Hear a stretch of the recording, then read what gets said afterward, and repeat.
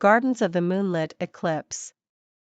There was a garden in a secluded part of town, where the houses wore the weight of time and nature claimed dominion.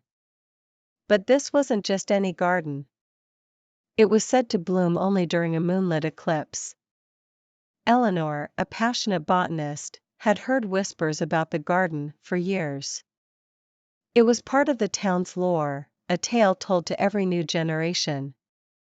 Few claimed to have seen it, and even fewer believed in its existence.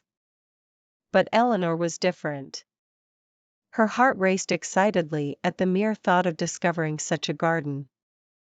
One evening, as she was engrossed in her research on lunar phases, she stumbled upon a peculiar note in an old book. It said the next moonlit eclipse would occur in just 3 days. Without a second thought, Eleanor began preparing for the rare event. She gathered her equipment, packed some essentials, and, with a heart full of hope, ventured toward the area where the garden was rumored to be. Night enveloped the town. As Eleanor wandered through the silent streets, guided only by the soft light of the crescent moon, she could feel the air around her grow colder and denser. A shiver ran down her spine, not from the cold but from anticipation. Hours seemed to pass, but Eleanor's determination never wavered. As the clock approached midnight, the moon slowly began to eclipse. And then, as if by magic, a pathway lined with luminous flowers appeared before her. Eleanor gasped. It was more breathtaking than any story had described. She stepped onto the path, her shoes brushing against petals that glittered like stars. The plants around her radiated an ethereal light, illuminating the night. Each flower seemed to pulse with life, their colors shifting and swirling as if dancing to a silent tune. Venturing deeper into the garden, Eleanor encountered plants she had never seen before. Some roses shimmered like the northern lights, lilies that held within them the depths of the universe, and orchids that glowed with a gentle fire. Drawn towards the center of the garden, Eleanor found a serene pond.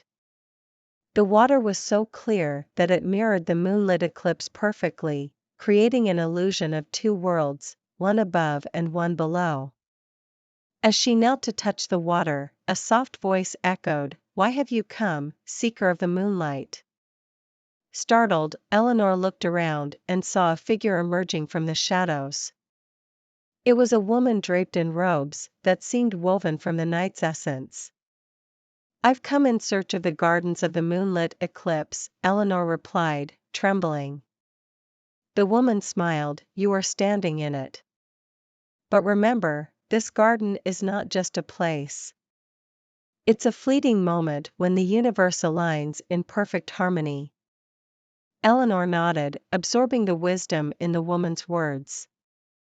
She realized the garden wasn't just about the plants or the moonlit eclipse. It was a reminder of the transient nature of beauty and the importance of cherishing every moment.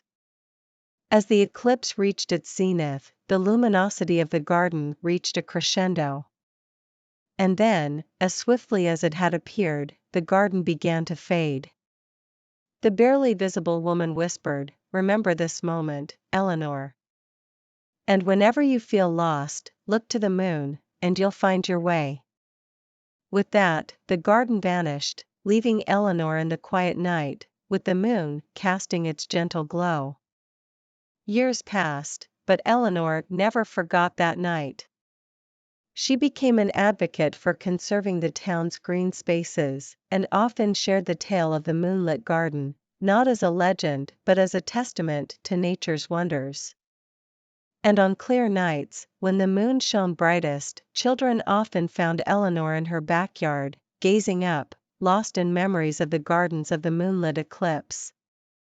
The Tower of Whispering Shadows. High atop the cliffs overlooking the vast ocean, there stood a lonely tower. Its dark stone walls had withstood time, nature, and neglect. The villagers below often spoke of it, always in hushed tones, for they believed it was the Tower of Whispering Shadows.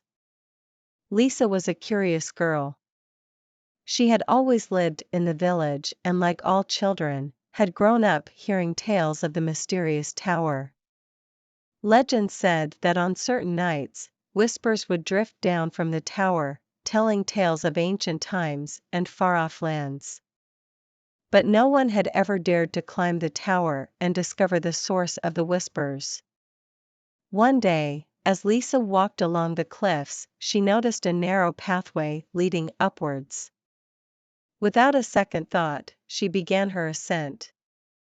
The path was steep, and she often had to stop and catch her breath, but determination drove her forward. As she approached the tower's entrance, Lisa noticed intricate carvings on the door.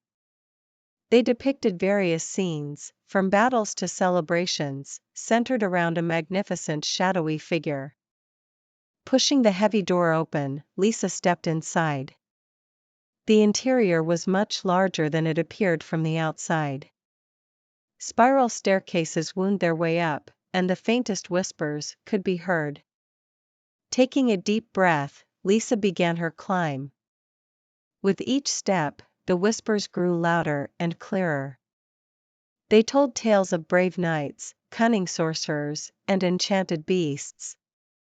The stories were mesmerizing, and Lisa felt she was traveling back in time. Reaching the top of the tower, Lisa was met with an astonishing sight. In the center of the room was a large, shimmering crystal. Its surface seemed to ripple. Within it, shadows moved and whispered their tales. As Lisa approached the crystal, a shadowy figure emerged. It was neither threatening nor imposing, but seemed to be made of the very essence of the stories she had heard. "Who are you?" Lisa asked, her voice echoing in the vast chamber. "I am the Keeper of Tales," the figure replied.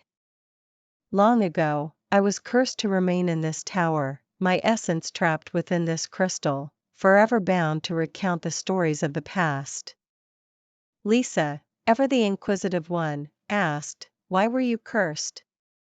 The keeper sighed, "I was once a storyteller who traveled from village to village, sharing tales.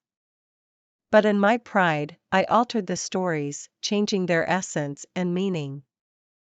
The ancient spirits did not take kindly to this and bound me here, ensuring that the true tales would always be told." Lisa felt a pang of sympathy for the keeper. "Is there any way to break the curse?" she inquired. The keeper looked at her, hope flickering in his shadowy eyes. "There is one way. A true storyteller who understands the value and essence of tales must willingly give up a story of their own." Lisa thought for a moment. She had always loved stories and often crafted her own. Closing her eyes, she recited a tale she had once made up, pouring all her emotions and creativity into it. As she spoke, the crystal began to glow brighter. The keeper's form started solidifying, and with the tale's end, he was free. Tears of gratitude filled the keeper's eyes. "Thank you, young storyteller," he said, his voice no longer just a whisper.